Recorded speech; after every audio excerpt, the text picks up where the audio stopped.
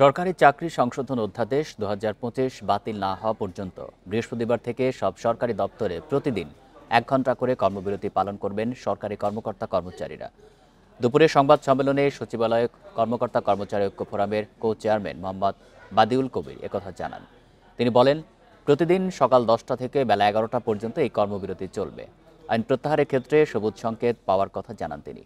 এই অধ্যাদেশ সাধারণ জনগণ ও কর্মচারীদের জন্য নতুন কিছু বয়ে আনবে না। এদিকে সরকারি চাকরি অধ্যাদেশ প্রত্যাহারের দাবি প্রধান উপদেষ্টার কাছে তুলে ধরার কথা জানিয়েছেন ভূমি সচিব এএসএম সালেহ আহমেদ। এরপর এ বিষয়ে সিদ্ধান্ত হবে বলে জানান তিনি। সকালে সচিবালয়ে মন্ত্রিপরিষদ সচিবের সাথে বৈঠক শেষে একথা জানান। বলেন, প্রধান উপদেষ্টা দেশে ফিরলে এ নিয়ে আলোচনা হবে।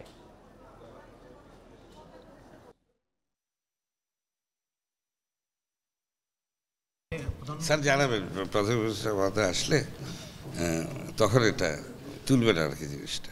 মানে ঈদের আগে কি কোনো উনি ৩১ তারিখে তো ফেরার কথা, আসার পরে প্রতিদিন সকাল 10টা থেকে বেলা 11টা পর্যন্ত আমাদের এই দাবি বাস্তবায়ন না হওয়া পর্যন্ত, আমাদের পরবর্তী ঘোষণা না আসা পর্যন্ত কর্মবিরতি অব্যাহত থাকবে।